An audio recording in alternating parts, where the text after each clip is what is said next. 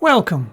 In this series of short videos, we will look at topics common to both the PowerBasic console and Windows compilers. Today we will look at using TCP to connect with and use a web API within your application. Today we're going to do something a little different. We're going to be querying a web API from our application to pull down information from it. But we're going to be changing the Windows API we actually use. PowerBasic ships with a Windows API folder containing all the include files you need to connect to the Windows API. However, there is an alternative API you can use from Jose Rocker. There are a number of things this particular API library is especially useful for. So I've given the link in here at the top of the code to where this library can be downloaded from, and I'll put that link also in the description in the video. Now, Jose does have his own corner of the PowerBasic peer support community forum, and also his own website from which you'll be downloading these headers. If you look at the file menu and click Window Options, in here there is a Compiler tab. And in this Compiler tab, this defines where your PowerBasic program will look for the APIs when it comes to compilation time. Normally, you would only have the one entry on the list, the Windows API that comes with PowerBasic, either for the console or for the Windows compiler. Now, you merely have to add an extra folder for the Jose API, and when you wish to compile using those, just move it up the list. You can keep the other one on the list because it will use the first one on the list to look for any files. It's important not to mix the Windows API and the Jose API because you should be using one or the other. Today we're going to be using the Jose API. So we've added in a couple of extra include files you won't have seen before. These are coming from the Jose API. Now, the website we're going to be looking at is this one. The Breaking Bad API. Now, it has a documentation page, which is excellent for actually getting you into using the API. And this particular API is free, there is no authentication on it, so it makes it very easy to connect and pull information down. So what we want to do is we want to call parts of this API and we want to pull back information. This is a nice easy introduction to web APIs. So if we have a look at our code, what we have in here is our PB main function. And we're just going to log to our screen that we're going to be using TCP and APIs. Now what we want to do first is we'll need to create some local variables in order to handle all of this. Now we will need the URL of the website and we will need the API string, so we'll create two variables for those.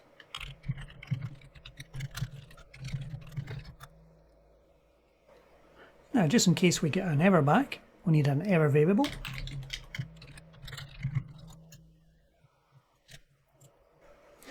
Now the first thing we're going to do here is we're going to create an instance of the HTTP service. And we're going to use something we haven't used before, which is NewCOM. So we'll need a variable to actually handle that. So we're using an interface here. And this variable we've created is going to be equal to NewCOM. Now NewCOM is something we haven't looked at before. If you have a look at the help on that, you'll see that NewCOM is part of the COM object handling. So what we're going to be doing here is obtaining an object reference to our COM object. And the COM object we are specifically interested in is the one to do with Win HTTP.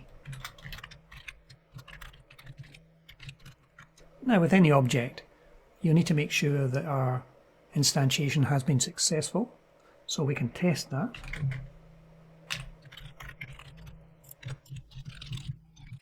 So if we can instantiate this object, we will exit immediately. So if we've got this far, we may as well put something to the log. Now we'll need to set what our URL is, so that the object knows where it's connecting to, and we'll need to set our API. So in this case, our URL is to the Breaking Bad API website. And depending on which API we wish to use, what we'll do first of all, we'll try this one, looking at character number 1.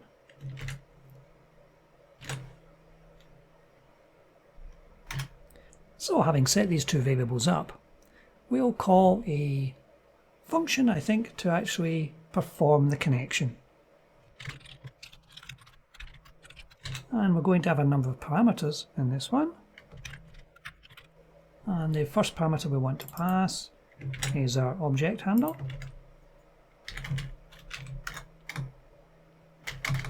And then we'll go for a URL and then our API. Now, just on the off chance that some error occurs, we'll put that in as a parameter as well. And obviously we want something coming back, therefore we'll need some kind of variable to contain the result.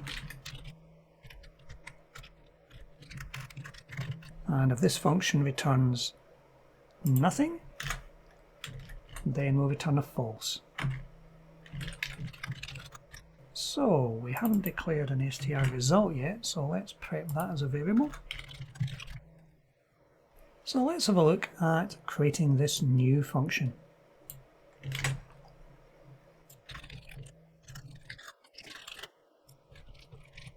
Now we know str results a string.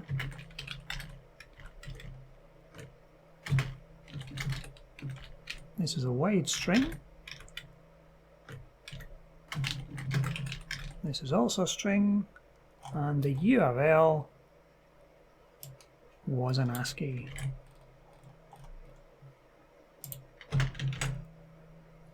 And this one was an interface. So having prepped all of that, what do we do inside this function? How do we make our connection? Well, we need to put some error handling in here to make sure it all works. So we'll create a try catch now.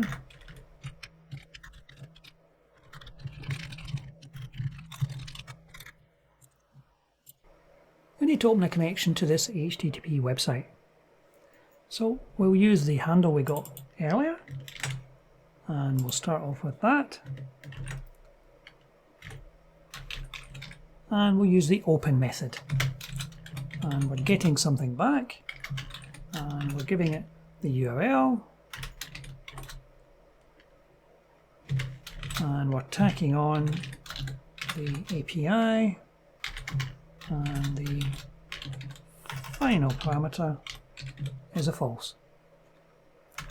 Now this particular website has no credentials, no authentication, but should we actually need credentials, I'll put the code in that you may need to do for your websites. Now there are two methods for this. There's the setting credentials for the server, which is basically your username and password, or if you're connecting to a proxy, you would have a username and password for that. Now these two constants I will set up at the top of the application. Put them in here, which are basically 1 and 2. Correction, they are 0 and 1.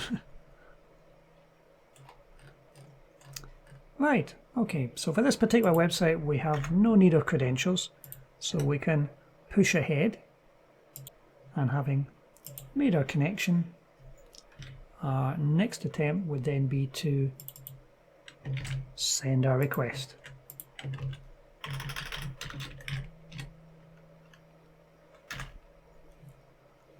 and then we want to wait for something coming back.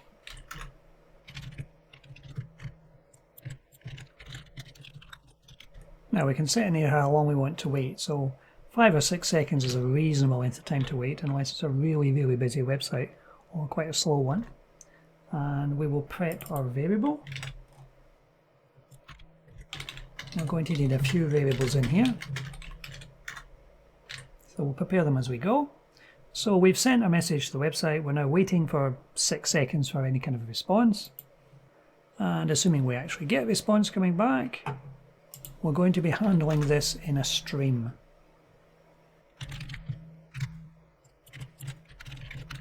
Which is a really useful way of actually pulling the information back. Now vStream is obviously a variant, so we're going to have to prep that one as well. And having pulled that value back, we need to do a test on it. And we're going to test this against a constant.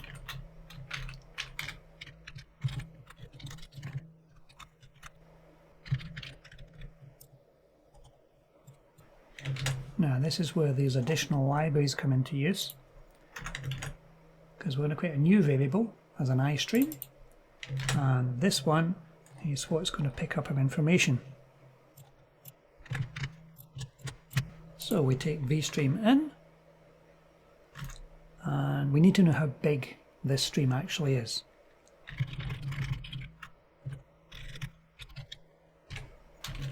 And we can use the stat method for that. And we need yet another variable.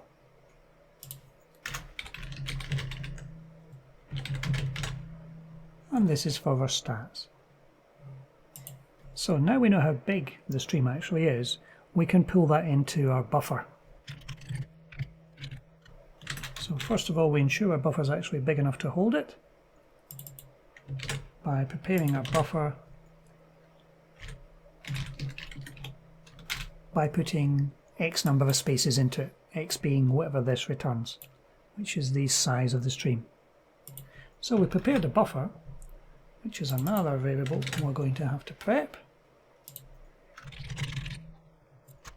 And we can now read the stream and put it into our buffer. And we'll take our variable here, and we will use the read method. And we're going to be using a string pointer here,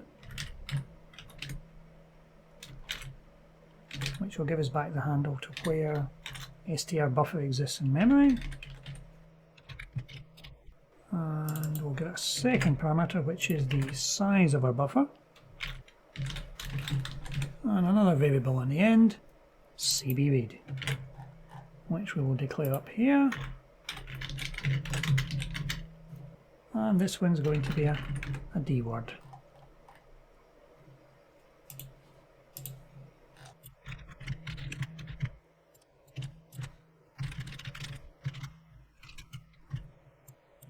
Now, the cbread returns the number of characters that have been returned. Now, it may be less than our buffer size. So what we're going to do is, if the number of characters there is less than our size, then we're going to basically reduce the size of the buffer so we trim off anything else. So we're going to use a left dollar.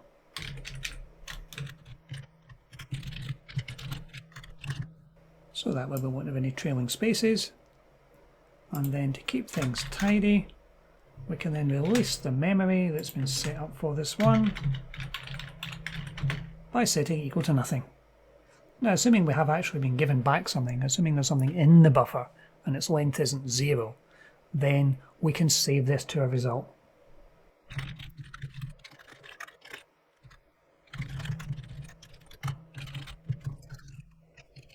And if we get this far, obviously there's been no error, and our function can return true.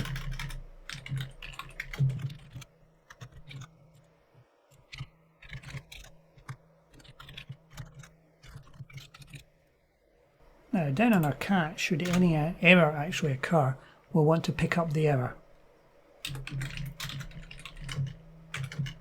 Now, we need a mechanism for doing that, so we're going to create a separate function just to pull up and back the error. and we're going to use the object result for that. And again, this would make the function equal to false.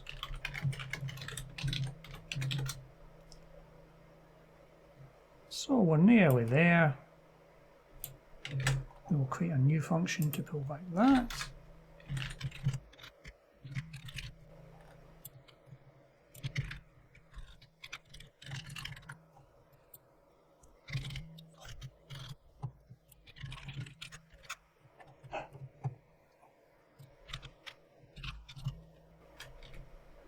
Now we'll make this routine slightly generic. A few optional parameters in. We may have use of this later. So all we're doing is passing it one parameter, but these are actually going to be prepped. And the rest of our code is going to return the error message. So let's do a quick compile to make sure we haven't missed anything, and surprisingly we haven't in this case. So let's recap to see what we've got. Now we're preparing a COM object for HTTP requests. We're checking that this has been instantiated correctly. We're putting out to the log that we're connecting to the API. We're looking to the Breaking Bad API.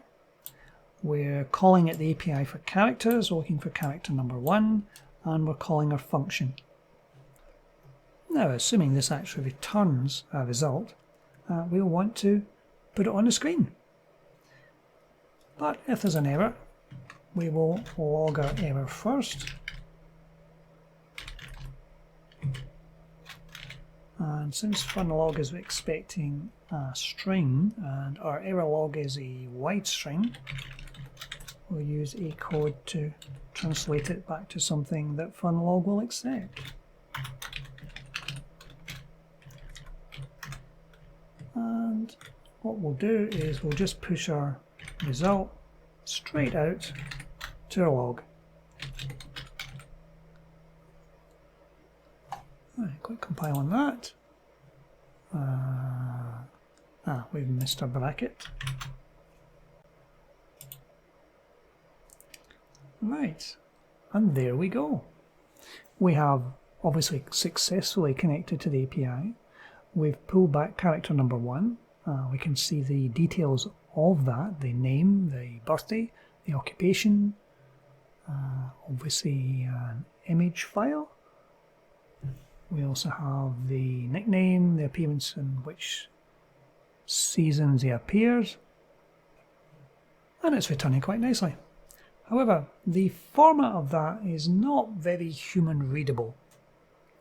So we'll want something to parse our JSON, something that gets this back in something that's a bit more readable format.